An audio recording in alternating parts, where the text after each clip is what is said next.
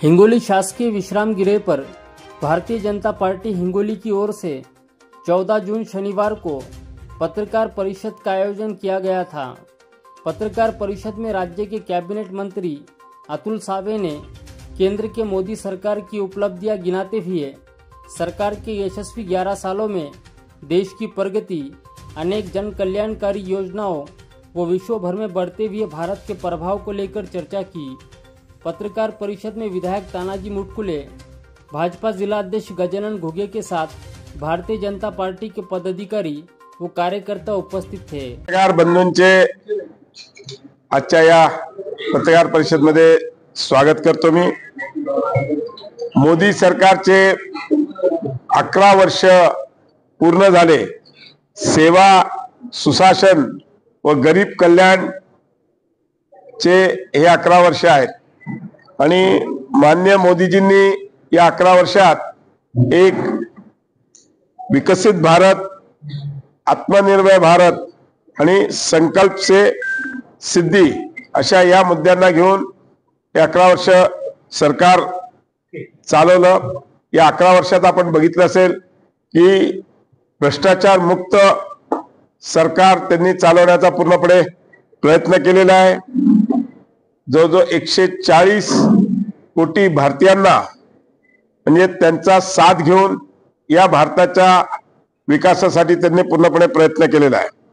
भारताचं उज्ज्वल भविष्य व्हावं याकरता त्यांनी अनेक वेगळ्या योजना राबवल्या, ज्या माध्यमातून आज आपण बघत आहात की जग पातळीवर जे माननीय मोदीजींचं सरकार आपण एकदा असताना 11व्या स्थानावर होतो आपण 2014 मध्ये, आज आपण 5व्या स्थानावर आलो आणि 4थ्या स्थानावर जायचे आपण लवकरच आहेत, कारण की आपण आता जर्मनीला पण मागे टाकून 4थ्या स्थानावर जाणार आहोत। म्हणजे ऑलरेडी झालंय, फक्त अजून ऑफिशियली घोषित नाही झालेलं।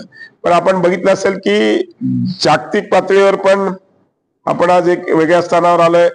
देशामध्ये पण आपण बघितलं असेल तंत्रज्ञानाचा प्रभावी वापर करून भाजप सरकारने जे सामान्य जनतेला प्रत्येक गोष्ट प्राप्त झाली पाहिजे, डीबीटीच्या माध्यमातून सगळ्या योजना राबवल्या जातात। पूर्वी असं म्हणजे आपल्याला माहिती असेल, पूर्वीच्या सरकारमध्ये म्हणायचे की आम्ही 1 रुपया पाठवला तर 15 पैसेच पोहोचतात।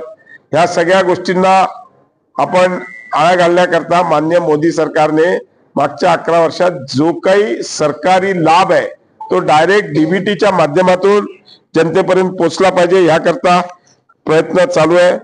आणि सरकार म्हणजे सरकार सेवेच्या माध्यमातून जनतेचे सगळे प्रश्न मार्गी लावतात। आपण बघितलं असेल अनेक योजना माननीय मोदीजींनी या 11 वर्षात राबवल्या आहेत, ज्या माध्यमातून प्रत्येकाला त्याचा म्हणजे जसं आयुष्यमान योजना आहे त्या माध्यमातून 5 लाखाचा मेडिकलचा विषय असेल, जनधन योजना असेल, गरीब कल्याण योजना असेल, अशा अनेक पंतप्रधान आवास योजना असेल, अशा अनेक योजनेच्या माध्यमातून माननीय मोदीजींनी सामान्य जनतेपर्यंत पोहोचवण्याचा प्रयत्न केलाय।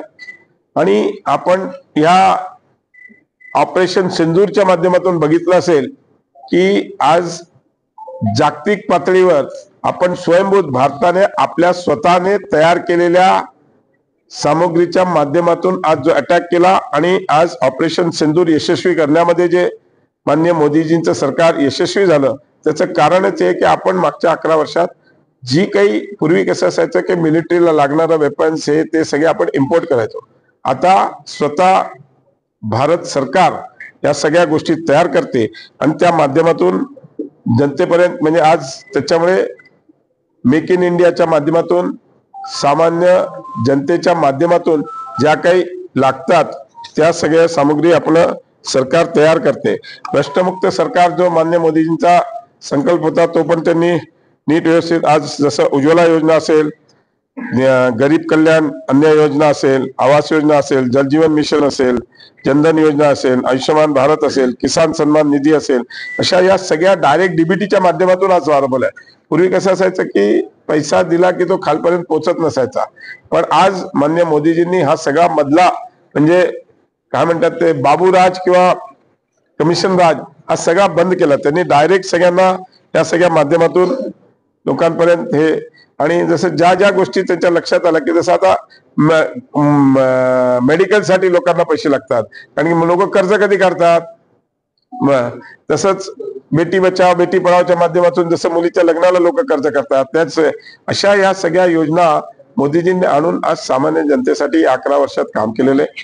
विश्वनाथ कॉरिडॉर असो, असे अनेक विषय जे त्यांनी मॅनिफेस्टोमध्ये किंवा शब्दात दिले होते आणि जनतेच्या भावनिक विषय होते, ते सगळे भावनिक विषय पूर्णपणे 370 कलमचा रद्द करायचा जो विषय होता तो पण त्यांनी मार्ग, जीएसटी सारखा एक वन विंडो टॅक्स आणल्यामुळे बाकीची बाबू किंवा जे बाकीचे टॅक्सची एव्हिएशन जे चोरी व्हायची त्या सगळ्या गोष्टी या सांगण्याचा उद्देश एकच आहे की मोदीजींनी ह्या देशामध्ये 11 वर्षात एक वेगळं सुशासन आणि गरीब कल्याण अशा या अनेक योजना आणून सामान्य जनतेचा आज इकडे आमची आपल्याला एवढीच विनंती आहे की 11 वर्षात मोदीजीने केलेल्या कामाचा एक आढावा आपण जर बघितला तर या सगळ्या मी सांगितलं होतं की एक पारदर्शक सरकार, भ्रष्टमुक्त सरकार, सामान्य जनतेचं सरकार, गरीब कल्याणचं सरकार. आपल्याला कोविडमध्ये पण आपल्याला माहिती असेल वॅक्सिनेशन आज आपला एकमेव देश आहे ज्याने मोफत वॅक्सिनेशन दिलं. नाहीतर तुम्ही परदेशात श्रीमंत देशात जा, अमेरिका असो, जर्मन असो, जपान असो किंवा या सगळ्या देशांनी पैसे घेऊन जनतेकडून वॅक्सिनेशन केलंय.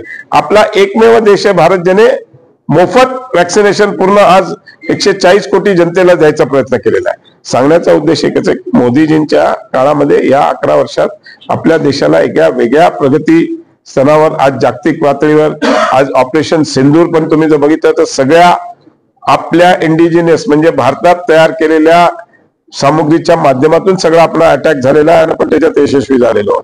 तर आज मेक इन इंडियाचं जे त्यांनी 2015 मध्ये जाहीर केलं होतं त्या हिशोबाने मागच्या 10 वर्षात सगळी सामुग्री पण जी आहे ती आपण मेक इन इंडिया आता येणाऱ्या काळामध्ये आपल्याकडे विमानही तयार होणार आहे, मोठ्या बोटीही तयार होणार आहेत.